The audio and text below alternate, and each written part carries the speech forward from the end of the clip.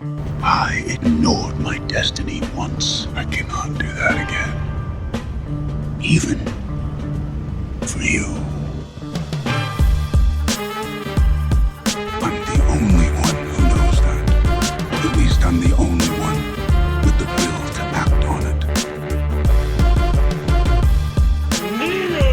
The Mad Titan Podcast with your host, Jay Washington. Titans, go! All right, y'all. I know it's been a while. I know, but I am back. It is episode 82 after hiatus of the Mad Titan Podcast with me, your resident supervillain, Mr. Jay Washington. Thank you for everybody who's been bugging the hell out of me for this. Like, I appreciate everybody who kept hitting me up, whether they were dropping comments in the YouTube, on the videos, hitting me up on Blurs, hitting me on Twitter, wherever you were hitting me up from, consistently asking when I'm getting it, when y'all getting this, and even understanding that I had to put the podcast on hold. It was a lot. There's a lot going on, from all these auditions consistently to work that's happening like crazy between the stuff online, not just Blurs, my own stuff, being fortunate enough to do a lot of stuff with Rotten Tomatoes and Fandango and other things. And so all of this, and then trying to move, and there's so much consistently going that I didn't have the time to sit and record this. And this is my baby. This is my heart. This is something I'm passionate about, and everybody knows that I love it from the bottom of my soul. And so I'm honored to bring it back. And also, it was one of the things about, I didn't want to just keep sitting up for an hour by myself, talking. I could do it. It's easy, but I didn't want to. And I figure if I'm going to come back with one of the homies I brought on originally before. And we've been having a lot of discussions via the text message about a lot of things. So I know he's got a lot to say about a lot of stuff. He's a stand-up comedian, producer, writer, all around good dude, man. I think you got some more credits to your name, and you'll tell the people if you want to. My homeboy, Nick Alexander. What's going on, broski? Hey man, happy to be on. I'm happy the Mad Titan is back. Yeah, it's just I'm good, man. Thanks for having me on. The new title that seems to be people been mentioning lately is soon to be father. So I'm having a baby pretty soon. I know, but, man. I was gonna wait till you said that. I was gonna let you have the honors of talking about your fatherdom coming up.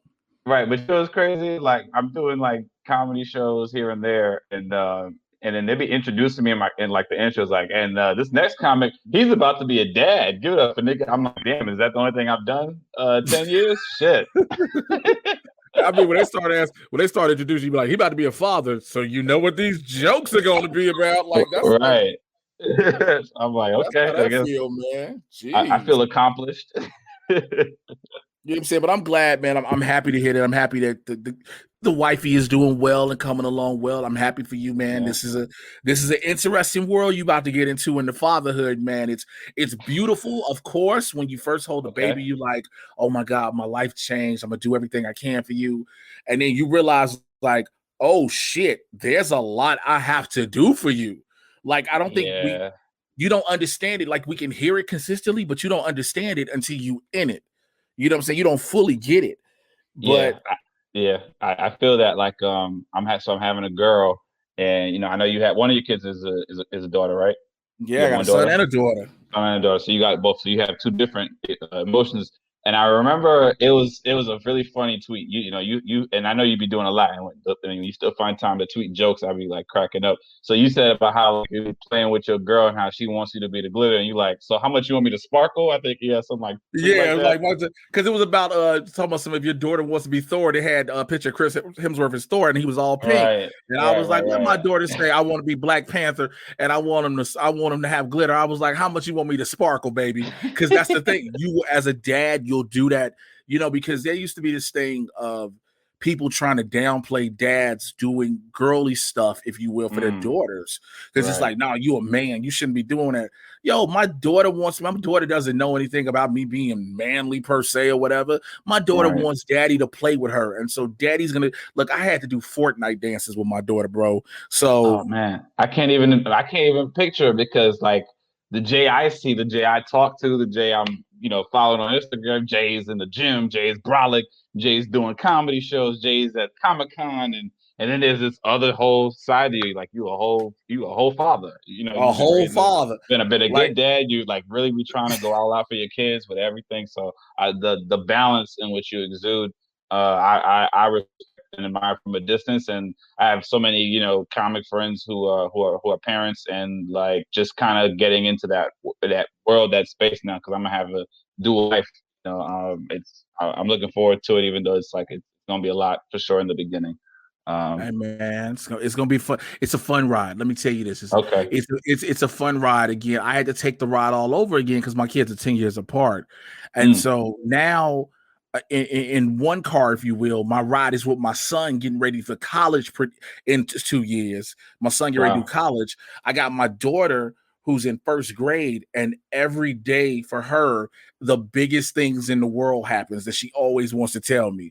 Like, Oh, I'm wow. like, to a kid, everything is massive, and to daddy, I just got to listen to it and I accept it, man. But we could talk about parenthood and fatherdom all day. Yeah, yeah. Let's do. So those who are new, who may just be seeing this, what I do here on the podcast, I get you caught up in all the things that's happening in the Marvel and DC live action and cinematic universes. This is Barbershop Talk for Nerds. I always tell everybody that. So that means I'm gonna say some shit. You gonna hear some shit. It might put you in your feelings.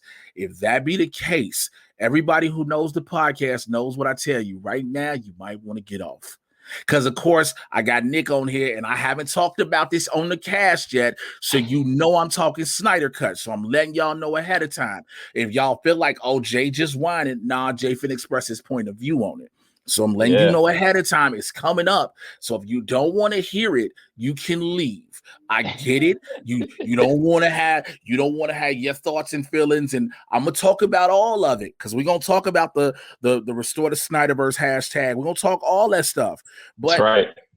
let's kick it off like I always do with my Marvel news, and more so, Cool. let's talk Falcon and Winter Soldier, bro. Did you catch the newest episode? I just finished watching it like an hour ago.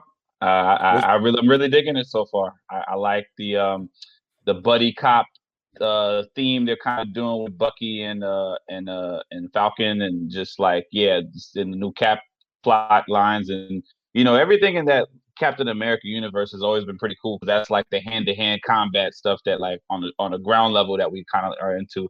So it's been a good so far. I watched little recap videos from the other nerds and blurs out here who know what they're talking about, so I can understand the characters that's being introduced. But it's a great show so far, man. They put money into this.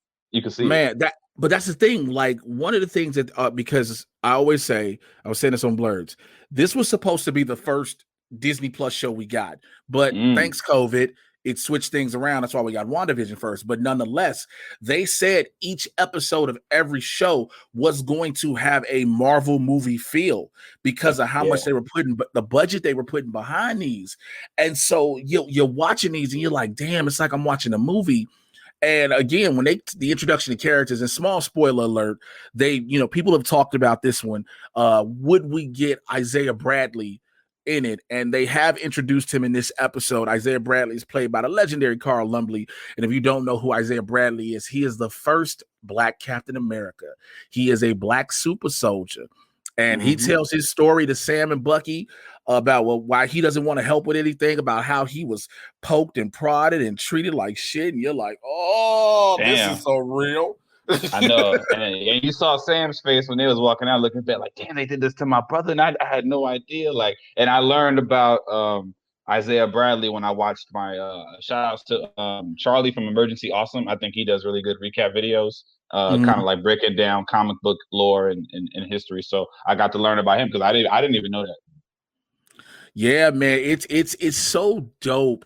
What I love about these shows, and we're only two shows in, and I say that being this Falcon Winter Soldier, we're at WandaVision. What these shows are doing is it's making people go back and read comic books because there's so much.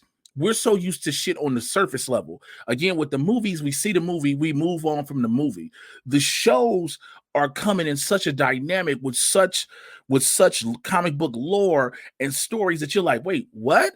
That people are going and they're doing them digitally, they're buying the physical copies, et cetera, et cetera. And so it's so dope when you keep seeing that. I am a fan of that.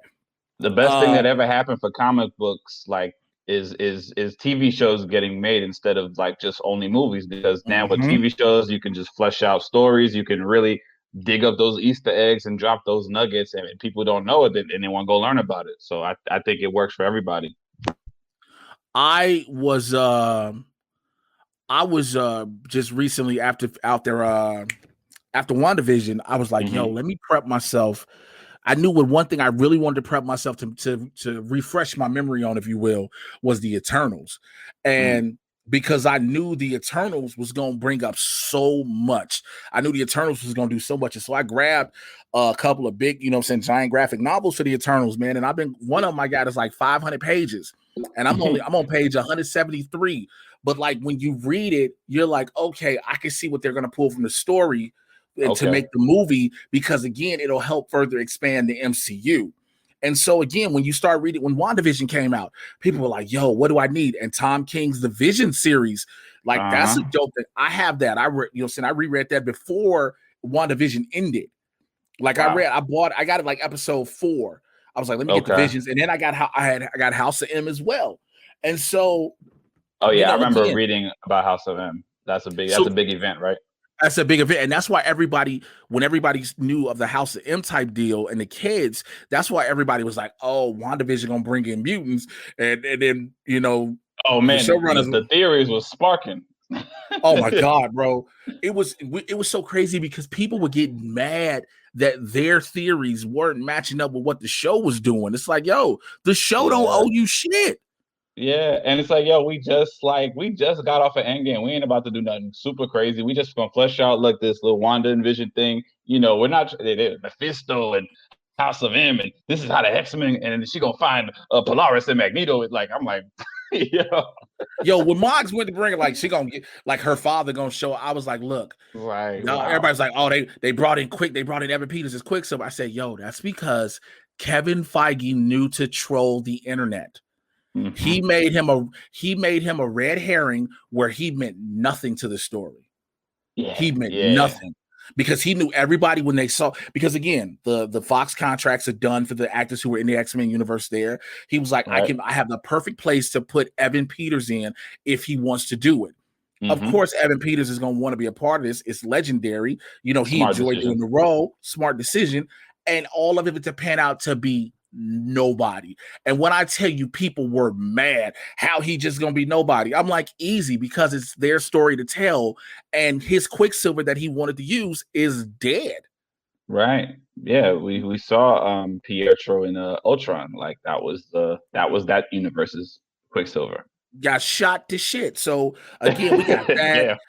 I mean, like, again, but this was supposed to be WandaVision was supposed to be the second one, but we got it first, and now we got Falcon and Winter Soldier, like we talking about, and then we got Miss Marvel coming up, which Miss Marvel is an Inhuman, and that lets you know so Miss Marvel and the Eternals are gonna give us the Inhumans again, hopefully the right way.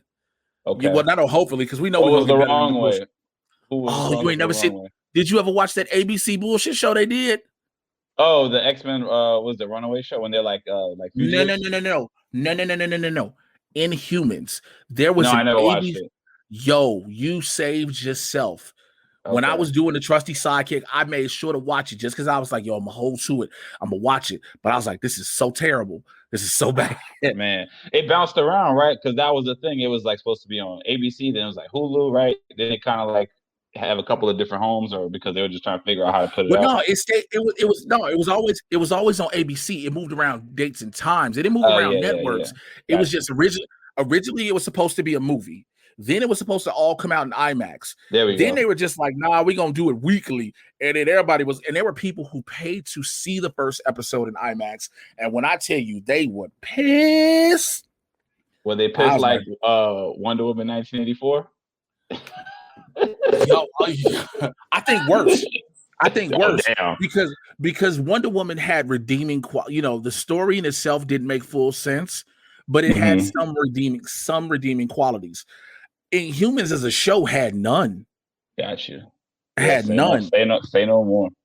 So let's go further. Speaking of the Disney Plus shows, real quick, there's a video that recently dropped of Oscar Isaac training to be Moon Knight, and man. If you haven't, Yo, people already tried to they did the internet, what the internet does of, saying that he shouldn't have played it. It should have been a Jewish man, which I understand because Mark Spector is Jewish, and that it could have been either Nick Kroll or Daveed Diggs. Daveed Diggs would have been a nice spin on it. Nick Kroll would have been perfect. Really? But Oscar Isaac is a bigger name. I understand. He can act like Star Wars. He was a good thing in Star Wars. I thought he was a good Apocalypse in X-Men. I know he looked like Ivan Ooze from Power Rangers, but that's a different thing. I just thought as far as the performance, I thought he was a very compelling villain. And yeah, man, he's good, man. He was a compelling villain. He just wasn't Apocalypse compelling. You know what I'm saying? Right. Yeah. Anytime people think of Apocalypse, everybody automatically will go to X-Men the animated series. Right. That Apocalypse is the most terrifying shit in the world. People will go there. But again, there's a video of him training, and it's dope. We're gonna get that come soon. There's rumor that Echo, Alaqua Cox, she's playing Echo in Hawkeye. Supposedly, Marvel Studios and Disney Plus may be developing her a spinoff, which lets you know we getting this Young Avengers pretty soon. It's happening. So just know that's coming. So you're gonna have her little, and then Tony Stark's daughter, and then I think when I watched the Emergency Awesome recap, they mentioned that Isaiah Bradley's son or grandson, he's like a Young Avenger character. Yeah, they're gonna probably figure out a way to bring the twins back because the twins are coming back because of the end of WandaVision. Right. Remember when you saw her at the cabin and then she had herself reading through the Darkhold and you heard Billy them, "Help, Mom, help." The twins are coming back. So they're going to have the kids. So I don't think we're getting an Avengers for a while. We're going to get Young Avengers. And then when the next massive event, we'll probably get another gigantic team up on that. Black Widow, it has officially been pushed to July 9th. And it will simul-release. It will release both in theaters and on Disney Plus at the same time. Now, they finally gave in. I get some people are mad. There are some people like, oh man, this movie needs to be seen in theaters. You can go see it in theaters. You just got to reserve your ticket. But also, we are still in the middle of a Panera Bread. Like, we still in the middle of this, y'all. Like, it's not over. It's not over. Yeah. It's not over. So you got at some point, you got to realize people keep like, well, just keep waiting. Nobody's going to care if you keep doing that. She's already dead. Not even that. Not even just that, bro. It's the fact that Marvel Studios wants their money. Yeah. They about their business, man. They don't like losing bread for nothing. And then people, because the typical fan, I talk about this all the time. People think, because I'm part of what's called film Twitter, I guess, and there are cinephiles who just love going to the movie theaters and stuff like that. And I'm like, that's fine, but you got to understand, cinephiles are a very, very small percentage of movie going audiences. That's not the country. Right. It's not the country. There are people who are like, I get to watch this at home on repeat. If I'm just a Premier Access member, yes, they're going to do that. And then I know some people are complaining about the price point. They're like, oh, why is it $30 to watch at home? You are paying for convenience. And also, I had to tell somebody else this because it was the same thing with Mulan. When Disney and Marvel Studios was like, yo, this is what we're going to do with the price point if we release our movies, they're not directly targeting them to single people. It's meant for families. Right. And they gotta make up for all that popcorn that they can't sell. We can't sell. They gotta make up all the commissions. Soda. Yes, the concessions they can't sell. And so people forget these things though. Like people, we just see the ticket.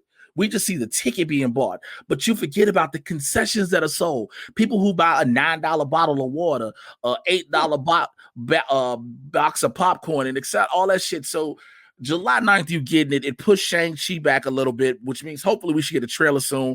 Either way it goes, we still gonna watch it. It was like we just watched, and we'll talk about that in a bit. But we just watched a 4-hour movie. You know what I'm saying? We'll watch anything. WandaVision. They're training us also to expect weekly television, which I think is so powerful because we've gotten used to the bingey. Just let me knock it out in one night, 2 nights kind of thing when those Marvel shows were on Netflix, and now Disney's like, nope, wait once a week for these.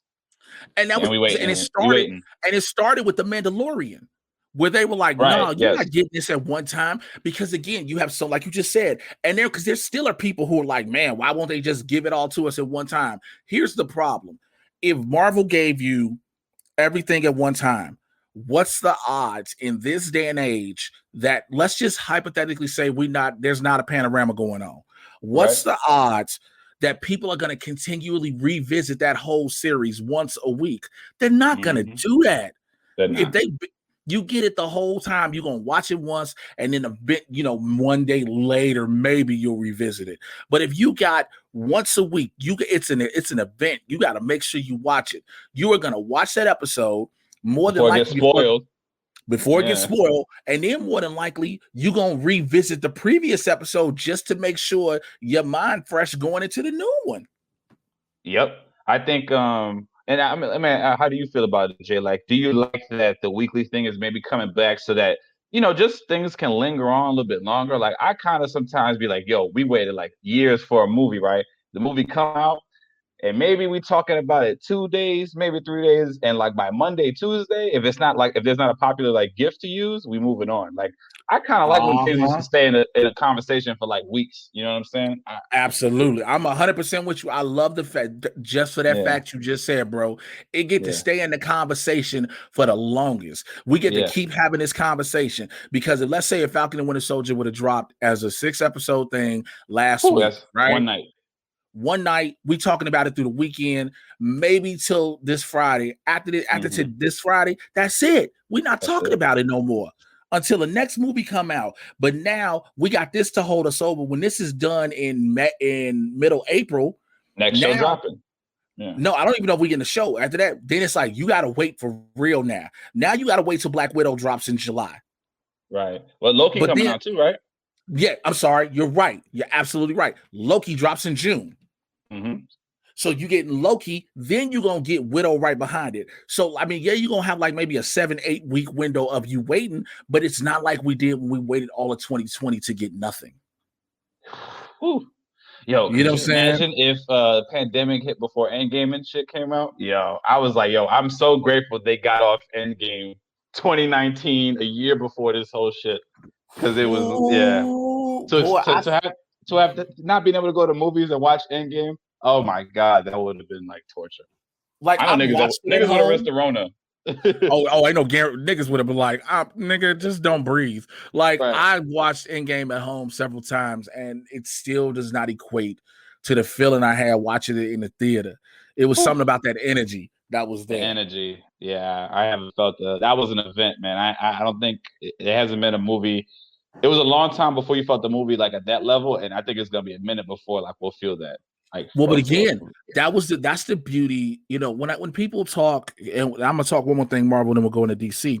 But when people try to do this Marvel versus DC thing, and as far as their movies go, I'm like, you can't do that because when DC decided to get into this shared universe game, Marvel was already almost 9-10 years in the game. Yeah. They was already in the game. They were already maybe like 7. I'm not gonna say 9 or 10. They were like 7 or 8 years into the game already. With the next 5 years planned out also. So, with the next 5, let me see. When did Man of Steel date? Man of Steel came 2013. Out. Okay, yeah, they were 5 years in already, but they were 5 years in with a lot of properties already out. Yep. They were 5 years. Yeah. We already had an Avengers. We already had an Avengers. We had an Avengers 1 and Avengers Age of Ultron already. Yeah. So we've already had these movies, and we've already had our team up movies. We've had our lead up movies to our team up movies, some more solo movies. So we're already done that. So by the time DC gets into it, they're too busy. The original DC heads that were there at the time are trying to play catch up to Marvel. So now they're rushing everything. So that's why I tell everybody, don't compare the two. When Endgame came out, Endgame was 22 movies worth of a culmination. It made you build up to it. Absolutely. And it cooked. It was a nice steak. Like, they cooked it. They took their time. They made sure it was juicy. It was tender. And when we got the bite on that shit for Endgame, the shit was like, everybody loved it. It was butter. It was like, oh my God, it was butter. It was just straight butter, because that's what it was. Everybody was like, oh my God. Now, there's some people who will go, well, I thought Infinity War was better than Endgame. Regardless, the fact of the matter remains, it took all of this time with world building to get to this event. Now, ask me personally, I like Infinity War more than Endgame for one reason alone, because it's the villain story. It's Right. Thanos' movie. And it still gave you two of the biggest feelings that I've ever experienced, because Infinity War, I had never felt a movie theater feel so like hollow and weak and defeated at the end when you see what happens when Thanos snaps and the shit is like over and we're like, what the fuck, did we Even just before lose? that, Right. when Thanos sacrifices Gamora. Yeah, for sure. But like when the credits are rolling at an Infinity War and they're playing that sad music and there's no post credit scene, the movie theater was straight sad, right? And When then it like just says Endgame Thanos, was it says Thanos will return. Everybody right. was like, "No, wait, Yeah, wait, nah, wait, wait, nah.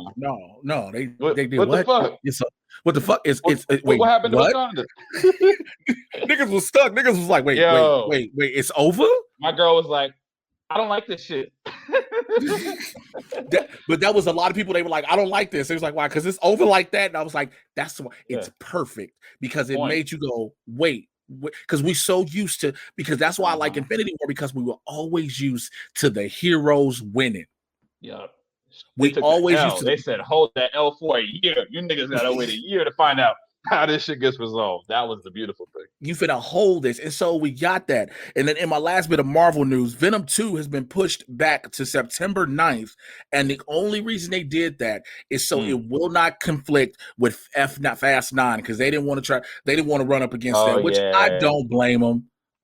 Yeah, I mean, it's Fast and the Furious. Dom is back, man. Yeah, you know, Dom and the crew, they gonna take over, because they shoot all around the world. They use every actor, every ethnicity. You can't compete with Fast and the Furious. Yeah, I'm like, you know what? I'm not even mad.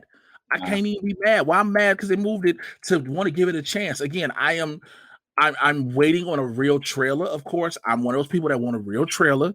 I want to see what this is gonna look like. I want to know. You know what I'm saying? Like, we got that Morbius trailer. We know Morbius doesn't drop till January of next year. But I'm like, man, with, who's the actor of Morbius again? Jared Leto. Yeah, okay. He's a pretty good actor. I'm still not really, I ain't gonna lie to you. I'm still not, I don't know if I'm really, if I'm feeling Jared Leto as a choice for this. But again, I'm just gonna wait to see what happens. That's how I treat it. I'm gonna just wait to see what happens. What do you think about this? From what you've been, sorry, cut you off. What you've been hearing about the Venom 2, do you feel like there's not going to be the same issues that kind of like plagued the first one? Because I heard the first one was like a really rushed script and like a little half baked, because they were just trying to get something in before, the Marvel took over everything.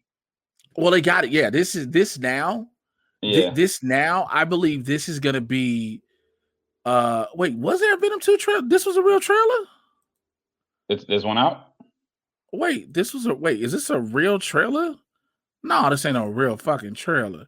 Somebody made okay. Yeah. I was like, I don't think we got a trailer. Again, I think now everything is structured. I think, it's like, okay, we understand. We know we're building our Spider-Verse. Let's just be real. Sony's building that's the beautiful thing now about these comic book companies. Everybody's building their own universe. And granted, very smart. Marvel laid the blueprint. The only issue becomes Marvel laid the blueprint. You have to follow the blueprint. But it also sounds weird to say, how are you going to do a Spider-Man movie, a Spider-Man Spider-Verse without Spider-Man? Like, they're like, fuck it, we're going to figure it out. So what they did, they said, all right, well, we're giving you Madam Web, we're giving you Silk, we're giving you all Spider-Woman, we're giving you all the other Spider characters, but Spider-Man. And I'm like, okay. Well, I'm cool with it, because again, Spider-Man is Marvel's central character. Everybody knows and loves Spider-Man. He's that central character. All right, but what about I say the same thing about when it comes to the Trinity in DC. What about the characters around Spider-Man? Now, granted, a lot of them don't work unless Spider-Man is present, because their stories are predicated on Spider-Man. But that's when you have good producers and a good, script writer, etc., and they can make the story go. So again, to see what all these do, and again, with Madam Web, it leads everybody to believe, okay, are we doing Secret Wars? Because we already know we're getting Secret Invasion on Disney Plus with Ben Mendelsohn, Samuel L. Jackson, and now Kingsley Benadir. So it's like, okay, how is all this going to come together? But that's what we got to see. Again, I trust Also, Andy Serkis as a director sounds like a great thing. So I don't think he gonna put out bullshit. Okay. You know what I'm saying? I don't think Serkis is gonna put out bullshit that he wants his name attached to. And you know, some people will listen to this and be like, "Yo, don't no director want to have their name attached to bullshit." And I'm like, "That's what you say." The thing. Oh man, that check speaks so loudly sometimes. That check speaks so loudly, like, and so it's one of those things you get. But I think it's gonna be dope. All right, let's move over to my DC news before we talk it. Okay, we gotta go through the shows, CW shows. What you got? We're gonna go. I got everything. Let's do this first. Okay. The Suicide Squad trailer dropped today as we're doing this. Did you see the trailer? I did see the trailer. What are your thoughts on the trailer? I think it's interesting because they were really trying to like make you care about all these characters who you like might have heard of. I thought it was very ambitious. It's tonally looking really different from the first Suicide Squad. Like you can see that they just like James Gunn is gonna do his thing with this.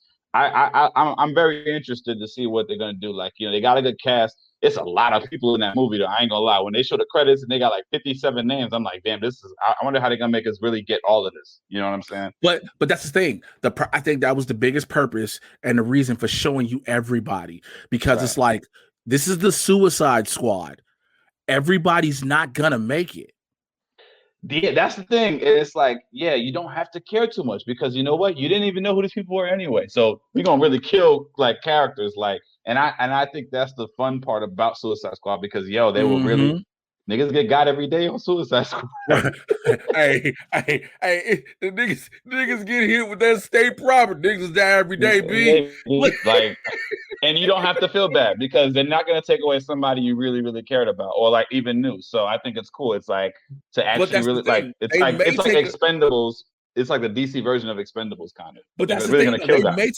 They may take away somebody you care about, though. That's the big thing too. Like you'd be like, yo, you just what? Like you just killed. Yeah, like women would be mad if they kill Idris. You know what I'm saying? Who's playing Bloodsport? Let Idris Elba die in this motherfucking movie. What I tell you, there's gonna be protests for real at DC. Yeah. How dare you kill Idris, you lousy motherfuckers? Right. But, all right, let's go into that real quick. It's a whole lot of.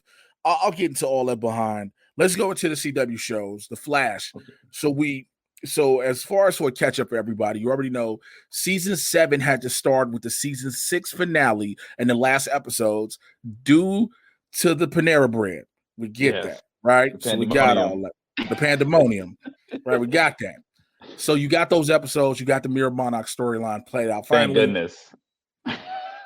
I'm another one with you. I'm with you. Like, thank God I couldn't take it. But also, the thing that COVID showed you is how they had to adjust everything. You see the adjustments in those final episodes due to COVID. You see those. So I give it the benefit of the doubt for that much because again, they may have wanted to do so much more, but COVID changes everything. Right, because they would have had, let me see, they ended episode 19, so that would have been 3 more in a normal season. They usually get 22, right? 23. So we got 3. So yeah, they obviously the momentum of last season they had to make it work. So I'm not going to be on them too hard like you said because I think they would have had a more epic finale laid out. But it's cool how they resolved this because we knew they couldn't keep this going into season 7 for long. Right. And so now we in the season 7, Barry out here being like, hey man, look, I can't let nobody go. I've almost fucked up. My heart almost fucked y'all. I was like, about time you realize your heart gets you in some shit. And now, you get Abracadabra come back. Very surprised. Only not to have him be the dude, to have this big motherfucking CGI hulking monster come and beat the shit out of Barry. Who was that guy? You know who that is? I don't know. I don't care. And I understand people be like, oh, look at the CGI. Look, this is just letting you know that Speed Force was like a second particle accelerator explosion, and it had made some shit happen out in these streets. Yeah, when I seen the end of the in the post credits when they showed like the 4 little electrical surges going out in different directions, I'm like, oh man, this is how they got back some new metas. Way to go, Barry. Right, like this is how you get, but it also enhances the storyline because you're like, Barry got his abilities from the particle accelerator, from the lightning bolt, and the speed force, all that blah blah blah blah. But again, the speed force came back and was like, "Hey, bitches, I don't just make speedsters." And so, I make and so, CGI monsters that crush magic magicians. I mean, broke this nigga. I was like, oh, he murdered this nigga. And I was like, yo, because what's it? Abracadabra was like a season 3, season 4 villain of the week type of thing. And Yes, the shit that they laid out was a really, really good, like cool tidbit, like how we're gonna be enemies in the future. And you know, he gave Barry some nuggets. And then he came back and kind of did the same thing. I'm like, I was looking to see when they were going to use him more because I felt like he would be he's a top Flash villain, right? If I'm not mistaken. Yeah, he's one of the bro. Yeah, one of the. Yeah. I was surprised that they cut him off because I felt like he had more compelling stuff going on with the Flash. Yeah, from the average villain of the week. But that's a beautiful thing about the writing staff. You can give it credit for, because if they bring back a villain of the week and you like, oh shit, we might be rolling with him, just to watch this nigga get murdered, not get under arrest, not get sent back to his time, to watch this motherfucker just die. I was like, he got pimp smacked, man. Badly. Really, it was really bad. So you got that. I've missed a couple episodes of Superman and Lois. I heard it's been phenomenal. I saw the season. I saw the pilot, of course. Okay. I think it's a great show. I love the way it's going. Some people have an issue with the Lex Luthor because of, again, he's a Black Luthor apparently. Well, not even just that. It's because of Crisis. It's like, yo, we still got John Cryer's Luthor running around, right? And so they're like, how is this going to work? But again, the thing Crisis showed you at the end was, yes, initially all of the Earths combined into Earth Prime, but at the same time, the universe itself will not allow for one. It will always create multiverses. So, you know, we got that. As far as Batwoman goes, we can have discussions on this. I want to talk about this. But I also want to back up your point.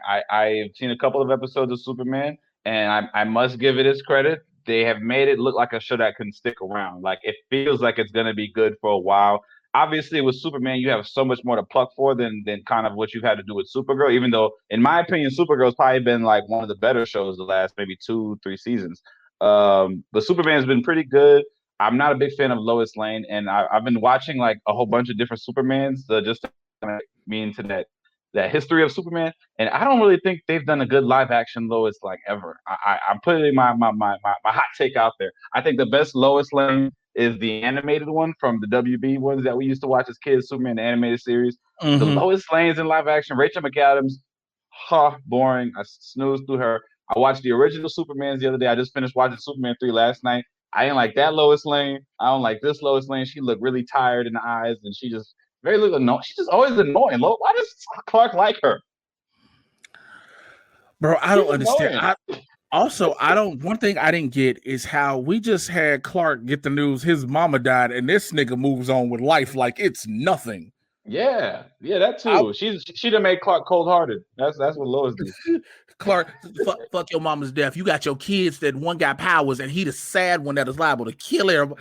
Which right. I was like, damn, this is what anxiety do to superhero kids? Yeah. I was like, when I saw that, I was like, I get this story, but I was like, that is terrifying. The socially awkward child is the one y'all sent into therapy is the one with powers. Like, oh boy, this motherfucker. You know, we just talked. I hate to be the one to bring this comparison up. Chocolate's not gonna make him feel better. Not even just that, nigga. We just talked about a shooter in Atlanta. Unfortunately, went on a hate crime spree, and they say he did it because he had a bad day. That is what Jordan Kent can be. Not to that extent. I just want to make sure y'all understand it. But we're talking about a kid who's socially awkward. He feels like he's an outsider, et cetera, et cetera. He has a bad day. He could fuck around and murder you. And when you live in the country, when you live in like those small towns where it's just ain't that much to do, you can find a lot of time to just really get angry and resentful and just, you know, it's very mass. Smallville can definitely be a town for a mass murder to happen. That's all I'm gonna say. But you know, he could go off and pop off on some cornfields if y'all right real quick. But so you got that Batwoman now, right? Let's go to Batwoman. All right. So here was the thing. I'm still watching. Okay. So here's the deal. I haven't watched it. Haven't had time to, unfortunately. Okay. Here's the deal. Let's just keep... Okay. Look. I'm gonna play catch up with y'all. So I know, and I talked about it here on the show several times, how they did not want to kill off Kate Kane because of the kill our gays trope. I understand that. I respect that as a black man with a lot of tropes that happen in TV, that you don't want to see the same shit over and over. I understand that. Now, however, in this situation where your main actress quits the show, you can have her die, because now you're going to do the disappearance. We still haven't solved the mystery of Bruce Wayne's disappearance. And now you're going to do Kate Kane is missing too, along with Batwoman. So I was like, you could kill Batwoman off.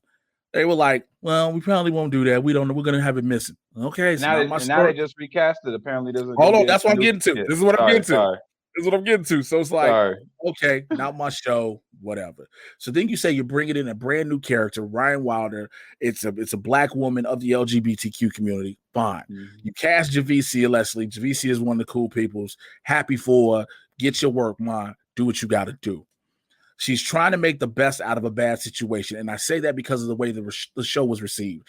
There are people who love Batwoman season 1, but there are many people who did not like it. So this is a show that's split on different ends. But she's coming in, hopefully, to get a shot. The show gets an early renewal for another season.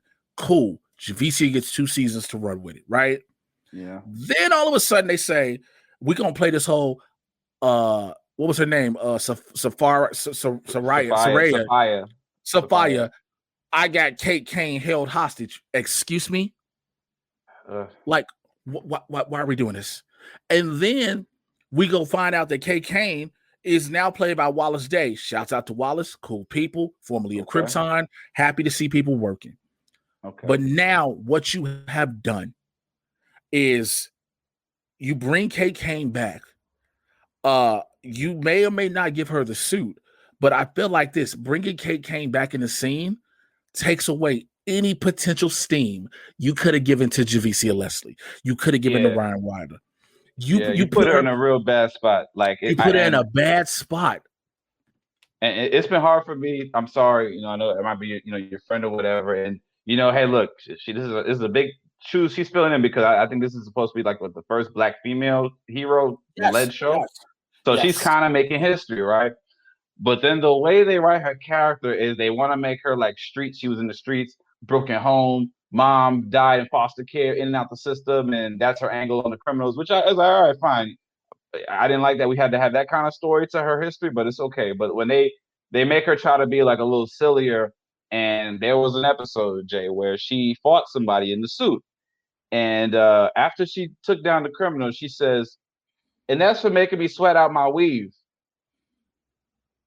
And I said, oh, my people, man. I know that was a hard scene for her in the trailer to have to decide how I got to deliver these lines. She had to watch Hollywood Shuffle to remind herself why she became an actress, because I know that tested her. Yo, that's one of those I ain't got no weapons. But I ain't got no weapons.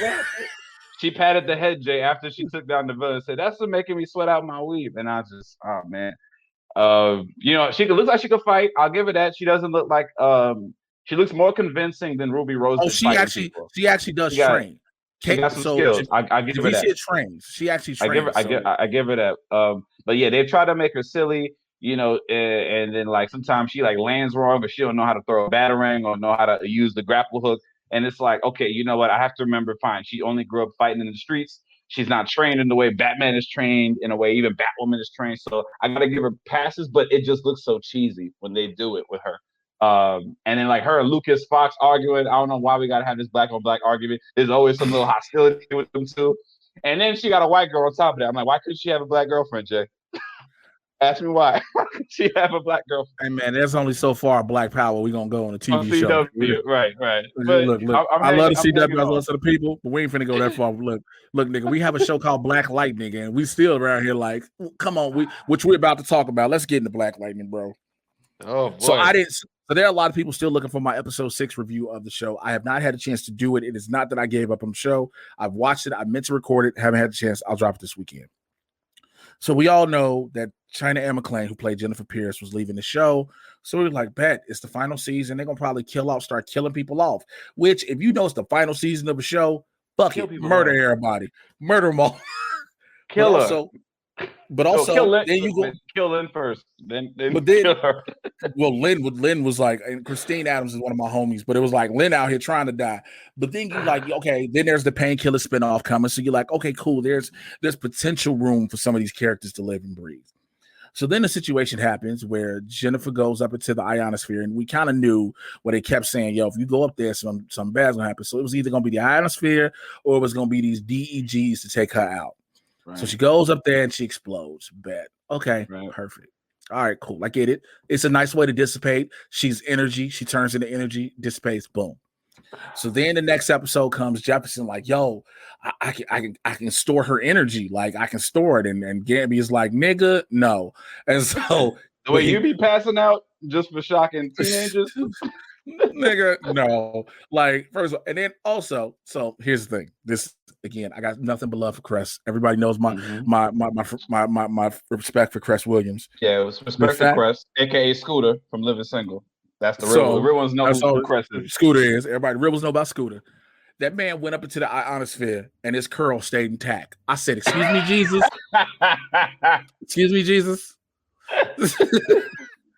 I said, you gonna tell me that black curls can handle atmospheric changes? Okay, Lord. Okay, cool. Whatever. So he brings the particles back, puts her in this machine. He gets this thing from Central City where he says, I have a friend who could bring it in a flash. Where in that moment, all you needed to have was have Barry show up. He didn't have to do nothing else but run and drop that off and leave. That was all he could have did. Right. Okay. Yeah, that was you act like y'all had the juice, and then the juice said, nah, we actually not coming. All right, cool. All right, cool. Didn't do it, whatever. Well, we had a whole episode, y'all do the whole, she reconfigured. I said, oh, okay. Because Gabby kept saying she might come, her form might come back, but she still may be dead. So I was like, okay, maybe China decided to give them the out of doing her body off, giving the dead body off. Mm-hmm. They open up the giant microwave, and here comes this chick who's like 6'2". Right. India Ari's daughter. India Ari's beautiful sister. Young actress from like, I think she's from New Mexico. Okay. And she's different. She hella different. So they did Aunt Viv'd Jennifer. Okay. Yeah, that's the best way to say it. Aunt Viv, they Aunt Viv'd her for sure. They Aunt Viv'd her. So they reversed Aunt Viv'd her because they made her even darker. Nigga, they Harriet Winslowed her. Only real ones understand about that in Family Matters. Season 9. That's season 9, Harriet, nigga. So you have that. So then the next episode is about Jefferson being like, this ain't my goddamn daughter. And his daughter like, and Lynn like, that's your child. This nigga like, no, it's not. No, it's not. He's like, I don't feel her energy. And then you got her sister Anissa is like, okay, we cool. But then when you realize how because again, China compared to Nafisa, who plays Anissa, was so much smaller and shorter. You saw how much bigger and taller the girl is. She could fight Anissa. She could be the new Thunder and Lightning. She could beat her big sister's ass. And again, I'm all about black actors. As a black actor myself, getting chances, but I'm also about solid storytelling. Yes. Unfortunately, we have black people. We have a hard duality to support black, but the story gotta be good too. We can't just be on this black shit. That's it. We just can't be on it just to be on. You can't. So it happens. So I'm like, I bet. It is what it is.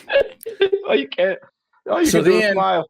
She found her daddy out in the streets doing the work. Jennifer wants to help. She looks at the old lightning suit and Gabby like, that ain't gonna fit you. He's like, I'm working on something for you. But at the meantime, I got something. Puts her in a cloak. Excuse me. Yeah. You couldn't have just gave her a hoodie and some sweats and said, go to work, ma'am. Nah. Because now you got to do the whole, how do we justify a whole new girl? Well, She got a cloak from Hogwarts. So now she shut the fuck up. She got a Hogwarts cloak, nigga. So she goes. So you got TC, the technical dude, made a whole new identity. They calling her the niece now. But again, I need to know how the family gonna explain one daughter is just fucking missing. Yeah, man. And look, I don't know what's going on in that writers' room because I got big respect for Mara, Brock, Akil, Salim. You know, they've given us classic for 20 years of classic content on television. So, you know, and Black Lightning has been a fairly good show during its run, and it's unfortunate that it's ending after this season because it just feels like, yo, they just not giving a shit about how they going out. Well, sometimes, and I think that's an unfortunate thing, and that happens a lot of times because it feels like you have some shows where they want to go out with a bang. They want to go out and say, we're going to give you the best possible product we can go out. But then you get others. But I think also, well, no, I don't think. Let me go to what I know. I'll just say what I straight up know. Okay. They were going out with a bang. They were going out strong. But then when one of your leads leaves the show. It's hard. That's hard. Every episode you've broken after one of your leads decides she wants to leave, you now have to restructure it because now you have to change the show around. So now the writers are put into a hole because they've broken all these episodes. They're like, all right, cool. We know where our story is going. We know how it's going to build. We know where it's going to end. We know what we're going out on. Boom. Then one of your leads say, I'm done. Excuse me? Yeah. I'm done. It's the last season. Why you can't do this? Here's the thing. It wasn't the last, but that's the thing, though. It wasn't. 2 more seasons at least. It wasn't the last season. That's another thing I keep saying. I forgot, and I got to catch myself. They weren't going out on a bang. They were setting up season 5. Black Lightning was not going for everybody who's listening to this, I need y'all to understand, Black Lightning was going nowhere. Nowhere. Black Lightning was going to run, and then they was going to have a Painkiller spinoff if it picked up steam. Right. But then you have one of the leads who says she's gone. And so now they just like, well, we've invested 4 years into her, and we couldn't try to get people to get on. Fuck it. Show's done. And so now people are out of a job. And so now they have to break the stories from having an open end to a new season to now closing off everything, which is a whole different ball game now. So you change that. I don't know, man. I wanted the best. It's just gonna be one of those what ifs. Like, man, this definitely, could have been one of the dope shows that it had a really strong, for the most part, 2-3 seasons and felt good momentum. But it just, like we can't. I'm not gonna shit on whatever the actress was going through because I read a little bit about what she had been dealing with. So it seemed like she just kind of had a whole different outlook on life, and one of those outlooks had the result of her leaving the show. So I hope she finds peace in whatever she's doing. But man, you go to Comic-Con like 15 years from now, people will go, you fucked up Black Lightning, right? Niggas at 15 years from now. Fans at Comic-Cons, I don't think she's gonna do. I don't think she'll do it. I think China wouldn't. I don't think China would do it. I don't think she'll do Comic-Cons anymore unless like another But that's the thing. Even if she's for another production that sends her, like they'll probably, like you said, they probably still bring it up. But here's the thing too. So then you have, so now you have that, right? You have these shows, and we just talked about how, a good solid show. And I bring that up because we have a lot of our people, Black folks primarily, who are like, man, I don't like this show. It ain't what I wanted to be, blah, blah, blah, blah. Again, I understand we don't have to accept everything, but you cannot complain when, A, you're not in a writer's room. You're not a writer to the shows. Mm-hmm. Or B, you're not watching until later. The average person did not start watching most Black people didn't start watching Black Lightning until the Panasonic that happened because they were sitting at home. Because they were sitting at home and whoever's ahead of marketing did one smart ass thing. And they put my boy Jordan Calloway with no shirt on. And it made motherfuckers go, wait a minute, who? Women tune in real quick. Dudes tune in real quick on Netflix because you see Painkiller with no shirt. Mm-hmm. That it sells. It sells. Let's go. Now people are watching it. Now people are like, oh man, this show's so good. I want more of it. Yeah, but now by the time you're calling for more, granted, You know, sometimes when they do that, it's too late. We all understand what happened with Luke Cage. We understand writing situations. We understand what characters were available. Cheo has been very open about how, you know, stuff couldn't go the way they wanted. We get it. Right. But also, we got to support the shit when it's here. Yes, We when it can't. comes out. Yeah, we always so quick to jump on. Again, we'll jump to Batman, Superman, the Avengers, X-Men, all of them shits. You know, we always say, well, what's about Storm? Storm only exists because of the X-Men. Yeah. There's other characters that we've given solo opportunities to. That's why Falcon and Winter Soldier needs a black support system. It's a solid show with a lot of culturally relevant issues within it that we have to stay true to. And it don't feel forced or cheesy either. Like, I saw somebody try to say that. I saw somebody try to say that on Facebook, was like, you mean to tell me he an Avenger and he can't get a bank loan? Yes, because that happens to war heroes and police officers and firefighters all the time. Somebody said that Tony Stark had the Avengers sign the 360 deals. That made me laugh. Them simply 360s. 360 deals. They think it's good while I'm alive, but I gotta figure it out. When I'm out of here. But see, also, we don't. Again, the Avengers was not a. Here's another thing people forget: the Avengers wasn't a Tony Stark thing. Mm-hmm. It's a Shield thing. Yes. It was a Shield Nick Fury thing. Stark gave him a place to live. So that's why when people start writing articles, why didn't Tony Stark pay for? He did what he could. He gave them tech. He gave them a place to live. Yeah, food, you had housing, you had a training compound. Right, training compound. The Avengers were never on Stark's payroll. Yeah. First of all, you got one nigga that's green when he gets upset and he may destroy your office. So if you didn't put his taxes in right and they take too much out his check, he killing everybody. You know that Bruce Banner insurance policy wasn't cheap. You know that. Do you understand the Hulk sexual harassment insurance policy? How much the premiums off of that bitch, nigga? What happens if the Hulk gets accidentally accused of sexual harassment when he ain't got nothing to do with anything? Now you got to bring him in the HR office, Mr. Banner. We need to talk. Well, there's been reports that you've been showing your nipples. I didn't show my nipples when they say it was green. Fuck you, mean green now? You know, so fucked up. Yeah, I mean, look, if you're working with the Avengers, you're getting housing, you're getting food. And yes, you're not really worried about a salary, but unfortunately, you know, Sam, he was already in the army and the military. You don't make that much money, so he ain't had a chance to invest his dollars or get his money in stock. Like he was fighting saving the world for y'all. He didn't have time to learn his business. The nigga worked at the VA before he got back. That's where they found him, right?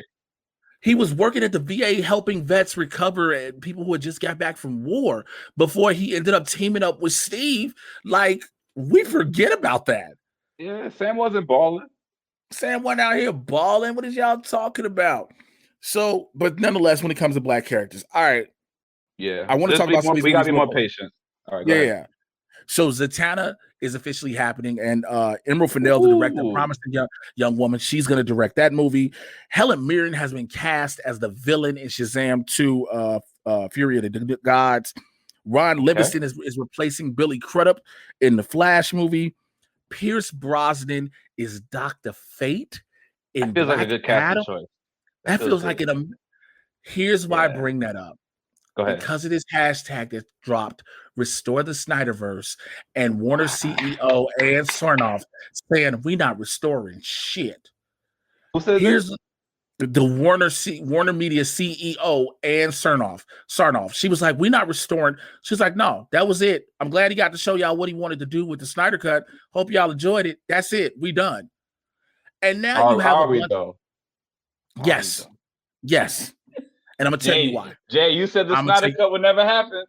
It was, and I'm gonna tell you something. Here's something people forget. The Snyder Cut only happened.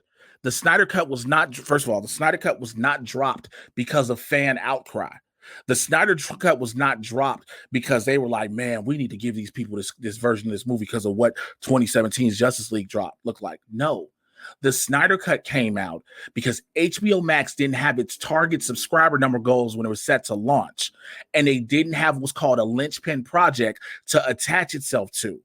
They knew, and this isn't, Warner Brothers didn't have anything to do with the Zack Snyder Cut. That was all HBO Max. So they were like, if we tell them we're dropping the Snyder Cut, people will subscribe. Which, if you notice, the moment they announced that they were doing the Snyder Cut, they started changing the rules about how to get subscriptions. You had to have it. There was no free trials anymore. You needed to have a paid subscription. Yeah, they did. They did do that. This was a subscriber game. They just wanted to get subscribers, because this is why they gave him 70 to 80 million to finish it, because they were expecting to get it back in subscriber revenue.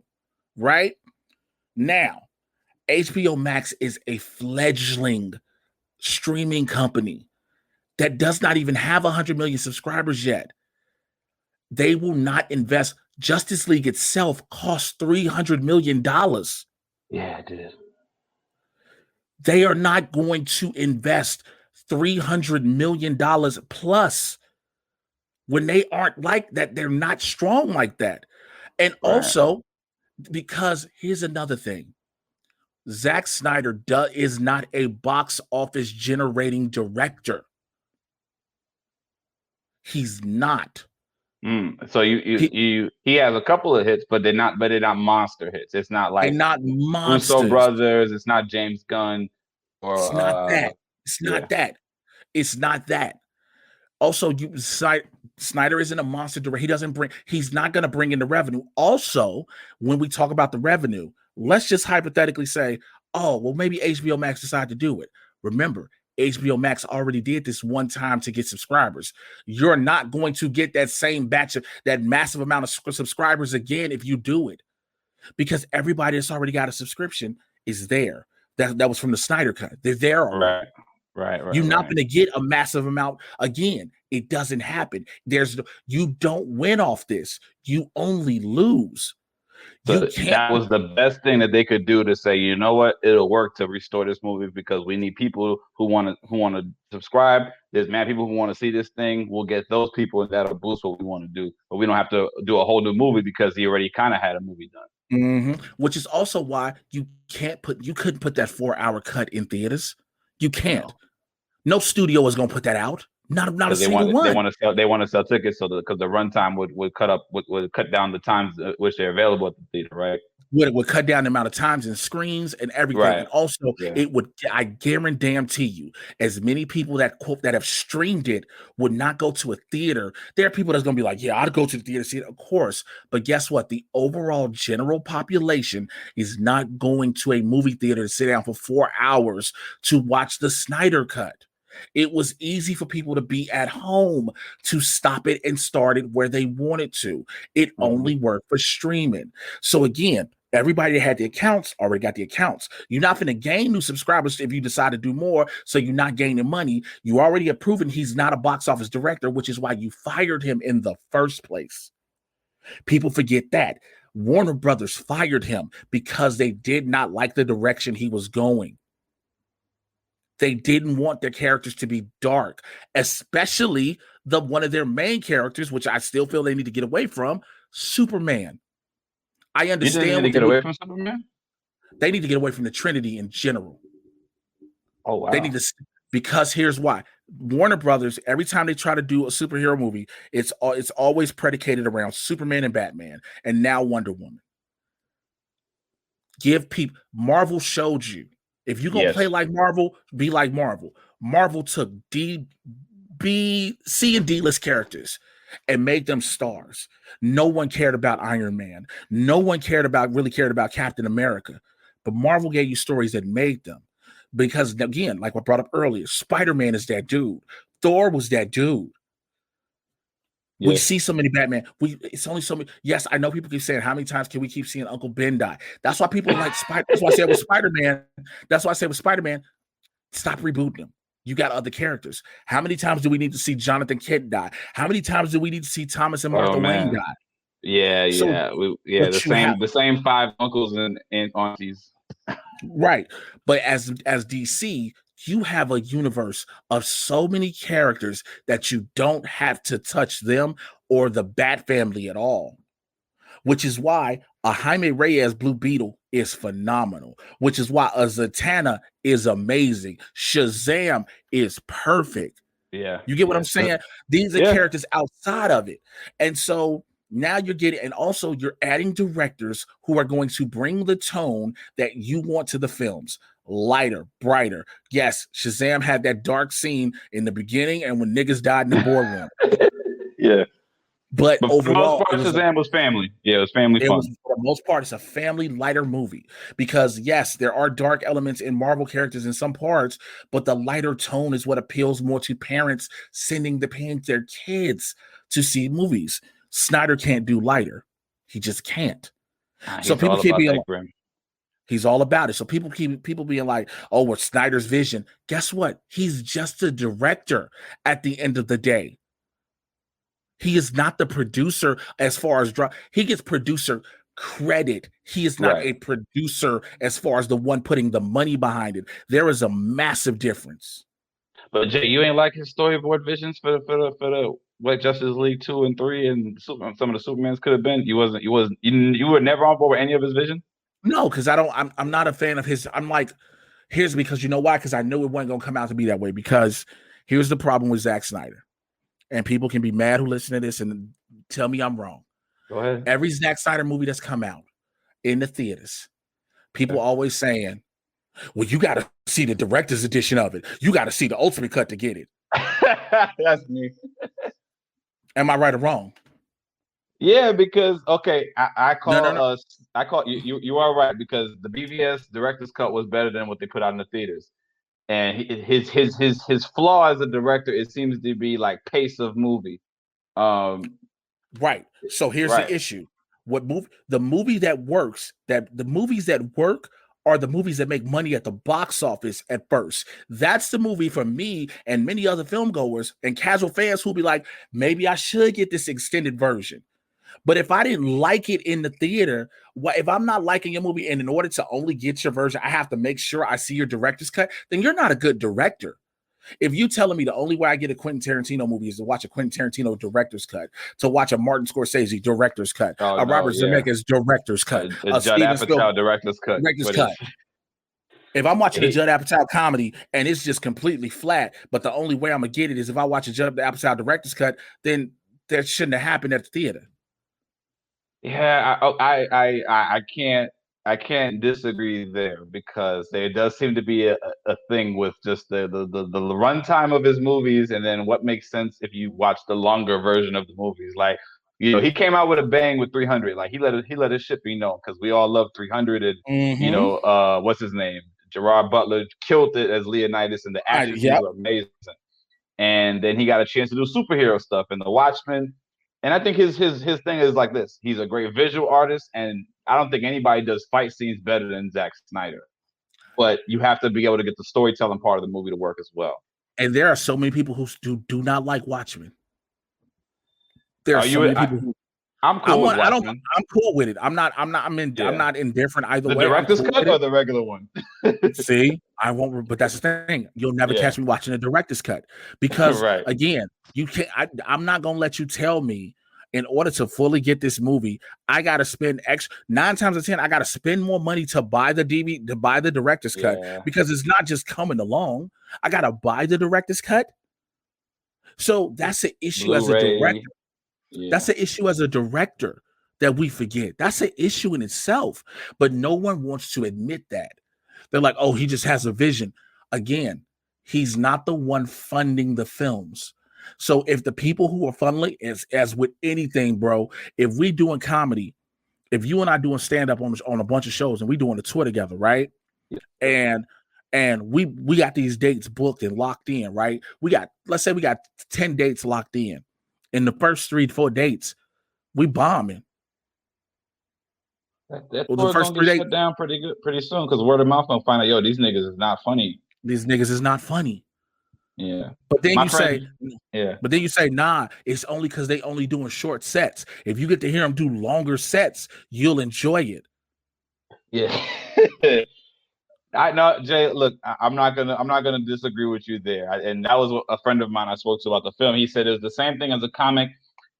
If he had only did 45 minutes, it would have been a great set. But because he stayed on, he ran a little bit longer into the hour. It was like a good hour. It was like a good set instead of what could have been a great set. You know what I mean? And that's where I think when we talk about the movie, the Snyder Cut, that's where we're both.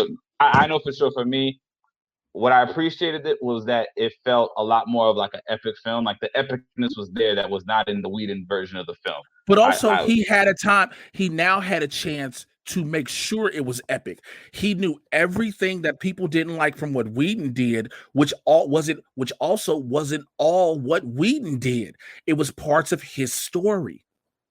But you see scenes in Snyder Cut that was in Whedon's version, it was a lot more stuff that was not he got on a chance. Was. Right. He either got to put in the parts that were cut out on the cutting room floor, or he got to reshoot. He got to reshoot and fix it. Yes. Because now he knows what's wrong. So again, he had the advantage. Everybody. So you're saying it's like a chance to fix your homework and get a better grade? Is this what you're telling me? Yeah. It's a chance. You got your homework done, but the nigga you cheated off of, right? I'm not saying he cheated off Whedon, but the nigga you cheated off of turned in first, and you found out this nigga got an F. So you pull yours back and tell your teacher, "Yo, I lost my papers. Can I get a chance to do it over?" Give me this weekend. It's gonna come. Give me the weekend to do it. That's gonna come back better because now you're gonna make sure you got everything right. That's what. And again, like the one shot where he literally does the Whedon Age of Ultron shot in Justice League. Everybody like, oh, he did a Joss Whedon. They were like, he did a Joss Whedon shot better than Joss Whedon. He did a Joss Whedon shot in 2020 from a movie that Joss Whedon did in 2012. It was still dope though. I ain't saying the shot wasn't dope. No, I'm not saying the shot wasn't dope. Right. But I'm saying it should be a better shot. I'm saying it because you're not giving him no cookies. You're not giving him any cookies for what he had the chance and the privilege to do. Because, like I said, I think it's kind of historical, the fact that you got to do a movie that you worked on before a second time, right? That's never really happened before.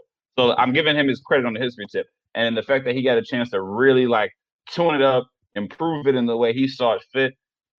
It should be better.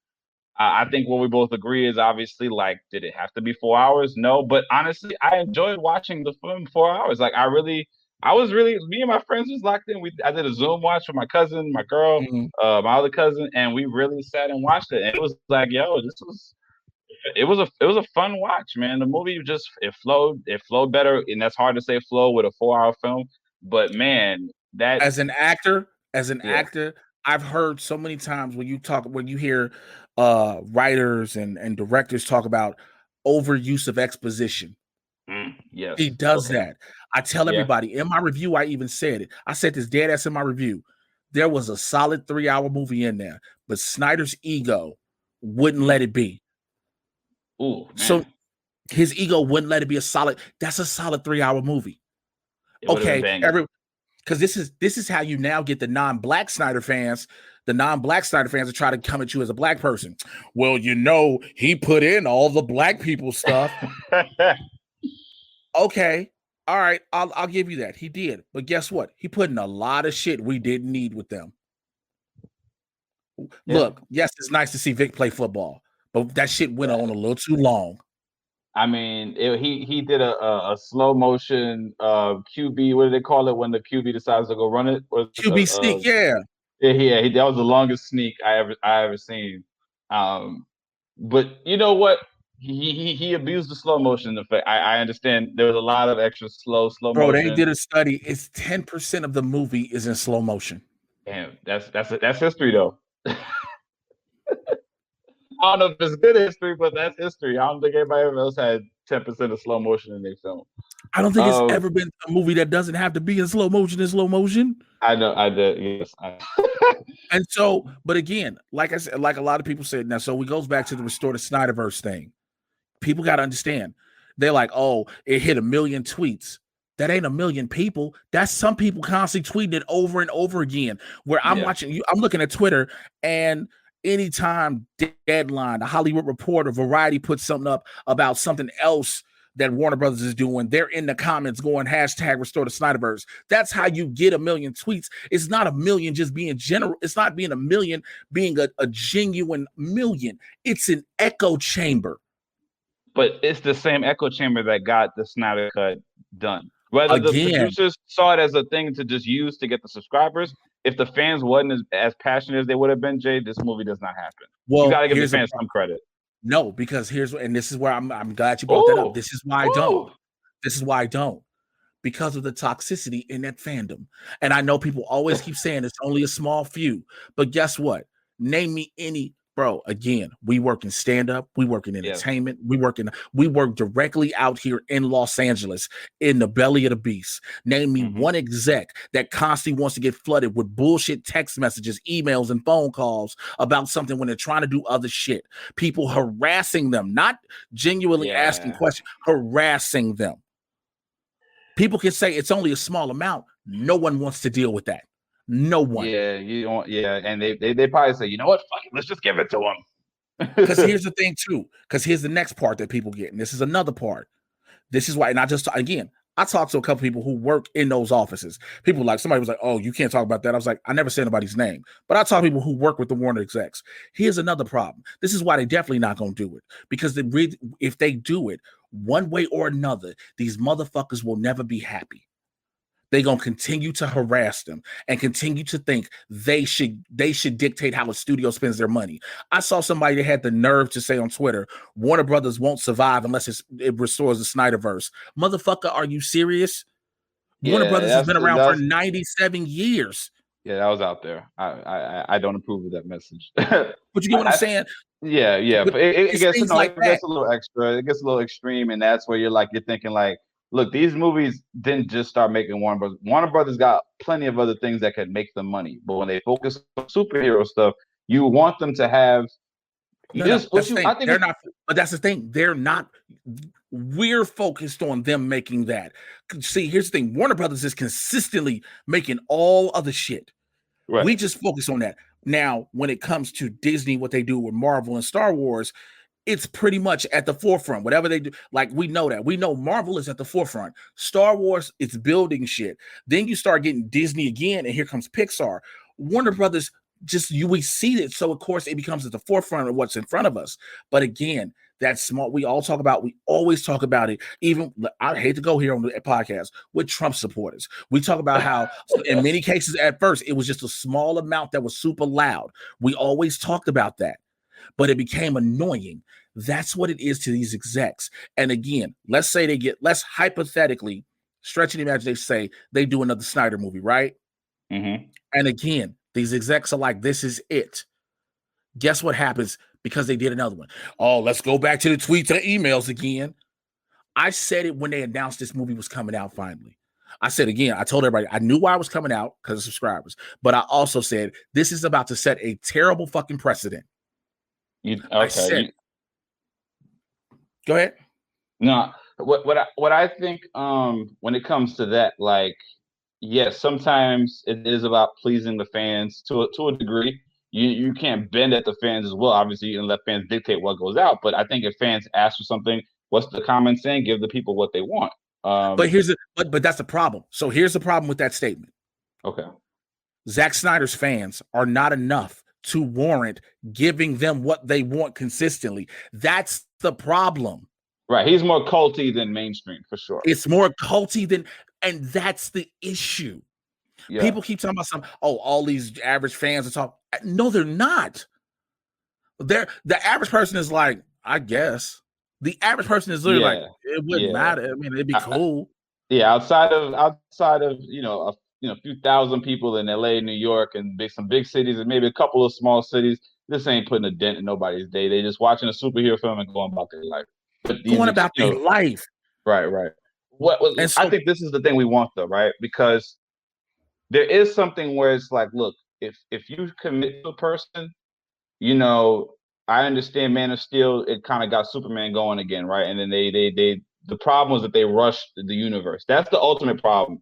They rushed the universe, and they also didn't have a guy like a Kevin Feige. DC tried to do it with Jeff Johns, but I'm not sure what happened there. but they needed a producer to be able to kind of orchestrate and come up with plans and have a way to work with all the different directors they bring in instead of just trusting it in Zack Snyder. And I think their patience, they had limited patience because they're feeling like, well, why isn't Superman making $1 billion? Why isn't Batman versus Superman making $1 billion when these are our biggest characters and they should be making billions of dollars on their film and not like 500 to 700, 800 mil, because that's very important. Because if you're spending 250, 300, you really want that to be closer to $1 billion than anything in More these than days in the anything. age of an action movie. Yep. But their lack of patience was their destruction, because what happened when they keep changing and pivoting and bringing people in, and what is that going to do for your product? If you don't commit to a guy, just commit. But here's the thing. So I agree, because you have directors that studios commit to. But the thing is also, we got to remember this again. Mm-hmm. At the end of the day, you can commit to Zack Snyder as a director. You can commit to Rick Famuyiwa. You can commit to any director. But if the studio don't like what you're doing and want you to pivot what you're doing, either you gonna do it or go. Because guess who's paying for it? The studio. It's on their dime. It's on it. Same thing with Marvel. I always keep telling people that. People like, well, Marvel, we don't hear about this. That's because everybody understands, for lack of better words, Kevin Feige got the final say so. And they trust Kevin Feige. Kevin Feige is the Pat Riley, you know? Right. He's the Pat Riley it is. So again, we don't hear much about it. It happens, of course, because Feige says, no, I'll do this. We don't hear about it as much. But at the same time, it's the studios paying for it. I know people always times go, well, you bring on a director because they have a creative vision. This is true. But your creative vision also has to line up with the studio's plan. When all of a sudden, when the studio says, yo, this is, because again, they picked up Snyder because Snyder did Watchmen. So they said, oh, he can do comic books. But then when they realized Superman and then Batman v Superman was just super fucking dark, they were like, can you do a lighter version of this? He didn't want to budge on that. So when he didn't want to budge, which he has the right to as a director, I agree. But guess what the studio has the right to do? To remove you. Buccio has so. Yeah. You know what I'm saying? They had a right to remove them. So people got to understand it goes, well, people like, well, what about the director's vision? That's fine. If Zack Snyder was dropping $200 million, if he was the person funding this and putting it on, he got every say so to do what he wants. Again, producer credit and actual producer are two different things. Yeah. But who's running? Okay, let me ask you this. Before, and then let's actually get into some more thoughts about the film. Who is the guy running the DC? Like, who is DC's Kevin Feige? And do you believe in this guy, Walter Hamada? So do you believe in what he's doing or what he's about? So here's what people are going to bring up first of all, and I'm going to get this out the way. The situation with Ray Fisher and Jeff Johns and all them. Again, Hamada was brought on after the fact. Again, he's just filling in. He comes in the midst of chaos. So do I believe Ray Fisher? Yes. Do I feel like Ray Fisher has any power to demand anything? No. Ray Fisher's not a star like that to demand anything. Let's just be real. Nah, yeah, he just was. He's a good actor on the rise. He's a good actor on the rise. He doesn't have power to demand shit. People, again, fans are gonna see one thing, but somebody as people in this business, we know it's different. We see it different. We know it's different. Yeah.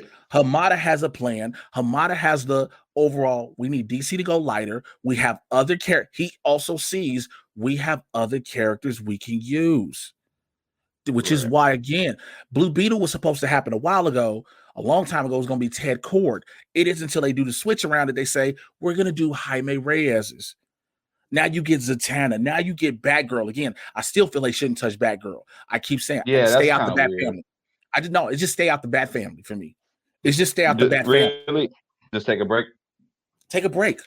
But that's not gonna happen with this man. He got a trilogy that he's been given, right? Which he may not do. And the show. Well, here's the thing. He may not finish the trilogy of movies either. Because rumor is him and Robert Pattinson don't get along. Everywhere they turn, they just have drama that doesn't seem to be repairable. I mean, him and Pattinson don't get him in the lead. Yeah. So, but Hamada's the overall president. The dude they brought in to fix and put all this together is one J.J. Abrams. Ah, interesting. They From brought Star Wars, right? Abrams, Star Wars and a whole, And but they brought Abrams in to help tell the story and start making connectivity where it needs to go. And of course, gotcha. everybody again, again, I hate to say it this way, but this is how they act. The Snyder cult is, well, what about the multiverse? What about the multiverse? Again, you're asking them to focus to put all this money into one to put into Snyder's project and say fuck everybody else's that they've already committed to. Yeah. They took away their commitment from Zack Snyder when they removed him from Justice League. That's what people forget. When they removed him initially, again, they're like, oh, well, HBO Max and AT&T can make it come back. They don't have the money. They are not about to funnel $300 million into a streaming movie. No, that's not happening. And that's what they don't get. They are not about to funnel HBO Max's shit is all going streaming. We're not funneling $300 million into a streaming thing. Yeah, maybe 50 to 100, but that's about it. And that's barely. Again, you got the 70 mil because, again, what was going to be the ROI, the return on investment as far as subscriber numbers? We had $15 a subscription. If we get 20 million new subscriptions, 30 new million subscriptions, it makes the cost, it makes everything matter. Did it work? Do you know if that as of right now, they are sitting at like 67 million subscribers. So It seems it got them a boost, of course, but it's not that. Again, we're talking to studio who's like, yo, we got HBO, Cinemax, we got all these properties with Warner Brothers. Our streaming platform should shoot through the roof off its debut, sort of like Disney Plus did. Those both should have shot. But again, HBO Max didn't have. Right. Not even just that. HBO Max didn't have a linchpin project. It didn't have this one thing you needed to see when it dropped. Disney Plus did. It had The Mandalorian. Because what it did was it drew the casual Star Wars fans in off jump. But then the word got around. That is good. And then word got around, it was good. And then they had one little other thing in it that caught people's attention. All right, don't spoil it because I haven't watched it. Okay, I heard about Baby Yoda. A Baby Yoda. Yeah. It was a Baby Yoda. So everybody started having to watch this, right? Because the pictures of Baby Yoda was so cute. So now you got non-Star Wars fans watching this show, following it week in and week out. People have heard about the cast and who's in it. And some people may like Pedro Pascal, fuck with Carl Weathers, and even at the time, fuck with Gina Carano, et cetera, et cetera. But you're hearing about this little Baby Yoda that, again, is getting people who don't watch Star Wars to watch it. It's your linchpin project people are going to. Now, you got the linchpin, but then you're saying, oh, yeah, by the way, we got these Marvel shows that's dropping too. Don't forget. So you got stuff set. HBO Max dropped. And what did HBO Max have? Well, we're pulling all the DC films over here. We're pulling this TV here. It doesn't have one particular thing that's making people run to it. So they needed that. Again, what is that? The Snyder Cut. Okay, the Snyder Cut gets you the followers. Here's the problem: the subscribers. You're not going to be able to do. You're not going to do that twice because the ones that you got already are there. Right, they locked in. They're not going to sit. Either they're going to be mad and cancel their subscription, or they locked in. And here's the thing: if they cancel their subscription and hypothetically get it again, it doesn't raise the number up. It starts to level it out. True. No, so you're right. You're right. You know what I'm saying? Again, for those who love the Snyder Cut, you loved it. That's on you. Congratulations. You got what you wanted. No, because at the end of the day, sure did. Everybody's entitled to that. I'm entitled to not really dig the movie. You're entitled to like it. There are other people who are entitled to love it. There are people who spent days at a time. Sometimes I've watched it 4 times back to back. First of all, you have no friends. All right, come on, Jay. Now you're taking a low blow. Nah, nigga, you watched 4 hours. You watched 16 hours of one movie back to back, nigga. Yeah, no one loves you. Who said he watched it 3 times that weekend because he was like, "Yo, I watched it one time for the hype, so I don't get no spoils. I watched another time just to kind of like make sure, whatever. And the third time is for me, for my eyes. So when all the hoopla dies down, I was like, yeah, man, 3 times in a week. Woo. And you got nobody love kids. Nobody love or like you. Right. But no, I'm bullshitting. But it's people are so stuck in that. Well, they said we weren't gonna get the Snyder Cut at first, and they kept saying we weren't gonna get it, and we got it. Yeah, because again, y'all don't understand business. It was a business driven move. was a dollars and cents move. Here's the problem: you can't do lightning can't strike in the bottle twice. Lightning can't strike in the same place twice. You can't get that. You're not gonna get that. You just not. What were your favorite parts of the film? Honestly, it was the shit that made me laugh that I felt like I shouldn't have laughed at, like Superman being a murderer again. Superman and Justice League did. I mean, like, granted, they had to kill Steppenwolf. I get it, but goddamn, right? Martian Manhunter being a ho, call it for what it is. This nigga turned into Martha Kent to tell Lois to go back to work after Lois had been talking to this nigga as a black man for 2 movies. To tell her, then at the end, after Bruce has a dream, show up at Bruce Wayne's crib, talking about yeah, I've been around, but next time if you need me, I'm here. Nigga, we needed you 3 days ago. Yeah, I was like, yo, you've been ducking epic fights for like 3 years now. They could have used you against Doomsday. They could have used you against Steppenwolf. Like, you just been chilling? Nigga, being a military lieutenant? Also, it feels like this is another part about that real quick that doesn't feel, it felt forced. And here's why. Because he's a Martian with all this advanced technology, and he got all of a sudden the government to find Superman. Like, he didn't know what this nigga was or who he was. But again, nonetheless, you've been around, nigga. You've been around, and we've been having a nigga. Superman died, and you could have helped. Doomsday wouldn't have been able to kill Superman if Martian was there. Yo, Superman did not have to. Literally, this does not need to be another movie if you show up. Nigga, this is one movie, one and done, nigga. This is BVS. There's no Justice League going to this just yet, probably. Because look, there's no outcry, no, that wakes up the mother boxes. But again, nigga, you've been here. You've been here, and if I'm Superman, when I see this nigga, it's on sight. Nigga, I didn't have to die. You've been here, your bitch ass talking about something next time. Fuck you, homie. Who are you, Homer Simpson in the Gifts? I feel you.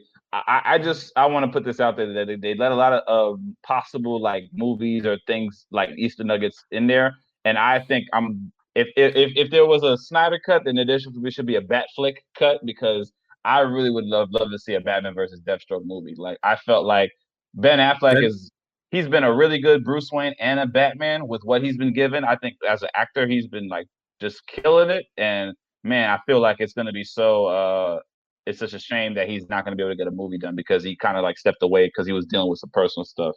Even though he's going to be in the Flash movie, right? Though he will be in the Flash movie. Yeah, but again, he's not. There's not a guarantee. People keep hearing, well, he's gonna be in the Flash movie. Motherfuckers are acting like he's a major part of the movie. Yeah, no. It's the Flash's movie. Yeah. That's why when people be doing that, like, yo, he gonna be in the movie so he can be back. Bruh, do you know how long it takes Ben Affleck to come on set for 1 or 2 days to film a couple quicks, maybe a scene or two, and be done? Can you give us something? What's the scoop on that? I ain't heard shit yet, because they still getting everything together. I'll know some shit. But Ben's a superstar. Ben's a superstar. They was definitely waiting on him before they could start anything, because it takes a lot of time to get in that bat suit. This nigga was mad because when everybody was rushing him to write the script for the Batman, which they said that his script was good, but this nigga wanted to go do Live by Night and the other fucking movies. He wanted to do which he is entitled to. But you know the commitment that it takes to these superhero films, unfortunately. I need to be your only focus. And if he was going to try and direct it too, that's the thing. I think it was the directing part that I and it was the directing part too. The physical taxing toll. Yeah. No, not even just you forget about another part, the writing part. He's a great writer. He was writing, directing, and starring in it. Yeah. So it's like, hey, bro, I get you want to do this, and I get you want to put this on your plate. Congratulations. This is a hellified task you're going to undertake. And if you make it work, everybody finna look at you in a different light. Yeah. But now you got these other projects you want to do, and it's like, bro, because what's going to happen is while you're doing your other projects, if you're not devoting that energy to that shit going to be terrible, then people going to be mad at you. Yeah, that's true. And that's even worse to deal with. That's even worse to deal with. That's even worse to deal with. But again, people who loved it, they love it. If you like it, you like it. If you're indifferent, you're indifferent. And if you don't like it, you don't. The beautiful thing is everybody's entitled to feel the way they want to feel about it. But one thing you cannot deny is facts. I understand there are a lot of people that are hopeful that are like, yo, like you said earlier, we didn't think we were getting the Snyder cut. Of course. But the reason you got it is the thing. That lightning won't strike twice. No. I'm hoping, because I'm just hoping that when I'm saying the way I'm saying it and breaking it down and not sounding like I'm ranting about it. No, you're not. You're giving great context. Like you're really laying it out for people to understand how the business worked and how the business worked for this like special, unique property that millions and millions of dollars is being spent, and it has big consequences should it not have worked out. And it's a contract. Also, it's a contractual hassle to get any of them back that are not signed on to nothing. Also, Ray Fisher is never working for Warner again, ever. He's done. He'll never work with that studio. That's not from him. That's from them. Warner Brothers. Look, anybody you've ever heard of in Hollywood who has ever spoken out a negative against the studio has never worked with that studio ever again. Also, again, it's like we said earlier, Ray is technically a young fledgling actor. Yeah. He doesn't have that strong of a name like that. And again, I understand you want to stand up for what you're for, and I stand behind him on that. I always said I will, and I mean that. Yeah. But also, we know what the consequences are behind that. Yeah, no Cyborg movie. That wasn't happening. Your Cyborg movie was gone, and you taken out of the Flash. They are not going to put him back in. No, because again, we see it in Hollywood. For those who don't know, and we'll wrap it up in a second. For those who don't know, Hollywood is a land full of petty motherfuckers. I need people to get that. Mm-hmm. Nick know it because Nick has seen it as much as I have. Word. We are in a land full of petty ass people with titles that come with big clout and power. Petty people with power. So again, one director caused all of us to get headaches over headaches unnecessarily. One dude who spoke out, who should have, is now constantly talking out. He's demanding shit, and he doesn't have the power to demand. The people in power are like, bet, guess what? You won't work with us. Now, granted, again, Jordan Peele, all these other places say, Ray, we got you. I want to see that come to fruition. I need that to come to. I want to see that come to fruition. I need these other studios that were like, and these other directors that were like, yo, because again, if Jordan has a project with Warner Brothers, and he said, I want to bring in Ray Fisher, don't get me wrong, it's gonna be a fight. It's gonna be a hellified fight. Yeah, lawyers gonna go at it. It's gonna be hellified to bring him in because again, Warner don't want to use him. Now, again, Jordan is the director you want, and Jordan's like, this is who I want. You're gonna have to figure out something. But again, they're gonna tell him like, yo, this because again, what happens if you have studios when anybody is like this, when they dirt get exposed, they don't like it, and so they don't want to fuck with you no more. Let's just be real. It's just street shit. When somebody's Marvel gonna be like, yo, Ray, we got you. You want to come over to Death Row? Again, I would not be surprised. Yeah. I wouldn't be surprised to see him work, but also you got to make sure, because now it's like when you go in this, it's that how do I break this down? I'm trying to make sure I make it make sense. People are labeled troublemakers. Mm-hmm. We see it all the time, where it's like, well, if they don't get their way with this, what are they gonna say or do? And that is not a good thing for any company. Fuck just a studio. Yeah, that's not a good thing for any company. And to be they were getting dragged while trying to put out the Snyder cut. It was like, you getting dragged. Like Warner didn't have nothing to do with the Snyder cut. I keep telling everybody that was all HBO. Right. And he gets along with Zach. He loves Zach. It was Whedon. He had all the issues. Right. But again, it's like, bro, I get what you're trying to do.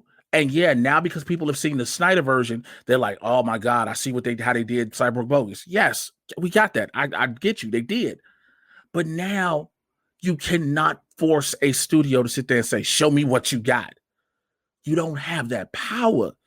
Again, this Hollywood monster is a whole different ballgame for those of y'all who don't understand it.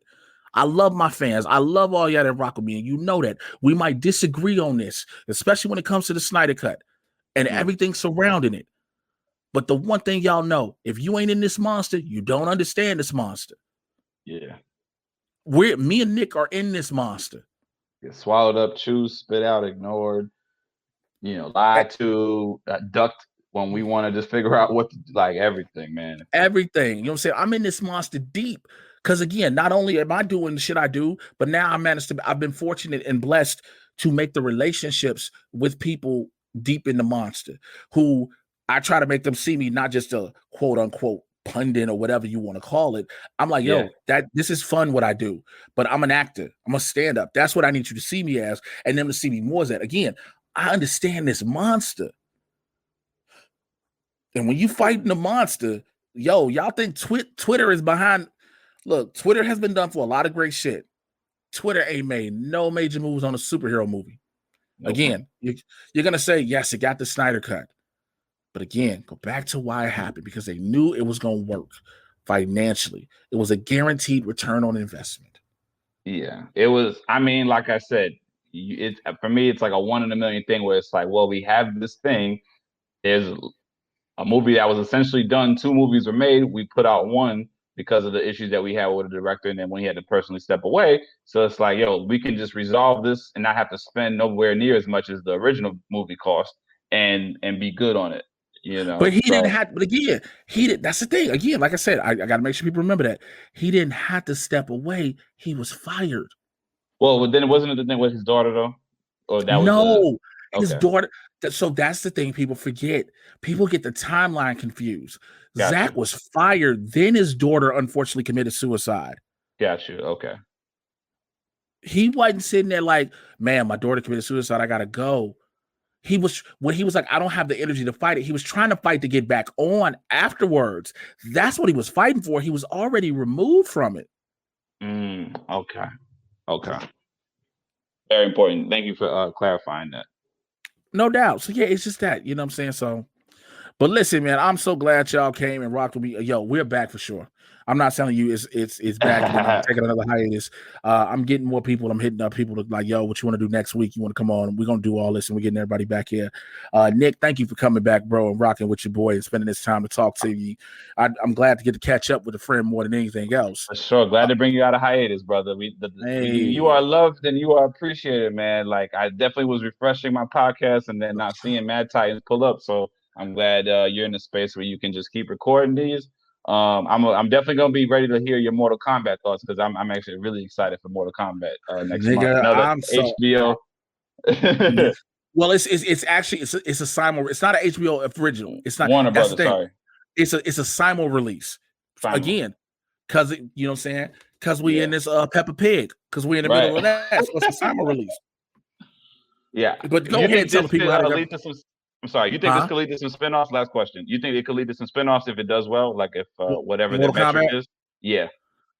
I mean, I think a sequel would be for. I don't know about spinoffs because like again, shows. You don't think so? I don't know, man. I don't. We've had so many Mortal Kombat shows that were like that caught on cult status. They weren't like widely received. But I think a show at HBO, because we've seen what HBO can do with certain properties, like an HBO level quality to a Mortal Kombat show, I think would be like amazing. Whether you focus on the realms or the clans, or even if you did an Earth Hero kind of show like that, Mortal Kombat Conquest. I think it, and that's what I was thinking about when I talk about Conquest. Conquest existed, and a lot of people didn't catch on to it. But also, it's gonna really depend. Like the trailer we saw was so dope. The trailer was hella dope. That movie got to be fire. If the movie not, like if the trailer just dope and the movie not, then it's never getting a movie again. Nigga, that was like they were like, yo, Mortal Kombat was cool for what it was in '95. It's still classic. Yeah, it's still classic. Then we got Annihilation. They was like, we doing everything from Mortal Kombat 3. And everybody was like, no. And so then that happened. Then they were like, yo, what's the one thing people really, this is a graphic, violent property, especially with the game. Like, this is a violent property. And unfortunately, you can't really water it down. I mean, you have to, because if you do Mortal Kombat the way the game is, it's NC-17 damn near. Yeah, for sure. But you know, I'm saying? So it depends on the way the movie is received. Because before we even go spinoffs, it's got to go sequel first. So you got to get a sequel first. Yes, I don't think they would jump. I'm not 100% sure they would jump into spinoffs. I think they would give you a sequel. Again, it's possible, but I just think they would give you a sequel first. Yeah, I'm really excited about it. I'm honestly I was actually more excited about Mortal Kombat than I think the Snyder cut. I mean, it's a possibility. So yeah, we've been waiting a long time for this for Mortal Kombat. You know what I'm saying? So, but I just wanted to get your thoughts on that. And yeah, thank you for having me on for sure. I'm glad we got to really, really dig into everything. No doubt, man. Tell people how to find you, bro. Absolutely. So if you want to follow me, at Nick of Comedy on Instagram, Twitter, Facebook. So NICKOFCOMEDY.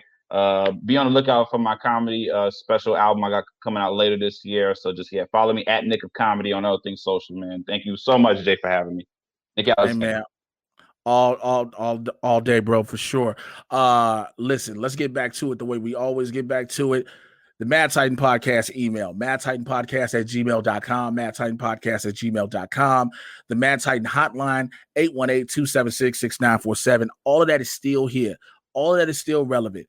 All of that's still a thing. We're going to make this happen every week. Get your calls, emails, all of them in. If you want to, you'll send a lot of love, whatever. If you want to support and join the Patreon, patreon.com/Mr. J Washington, MRJAY. You should know how to spell Washington. You also know that is how you find me on Twitter and Instagram. Make sure every Tuesday and Thursday, 2 p.m. Pacific, 5 p.m. on the East Coast, you are checking out Blurs in the Hood with myself and Winston A. Marshall. YouTube.com/BLERDS, the letter N, THEHOOD. Every last Sunday of the month, it is Blurs After Dark on Twitch. Only on Twitch, twitch.tv/Blurs in the Hood. Listen, when I say this, I mean this. Hold me to it. I will holler at you guys next week. Till then, take care. I'm out. Bye.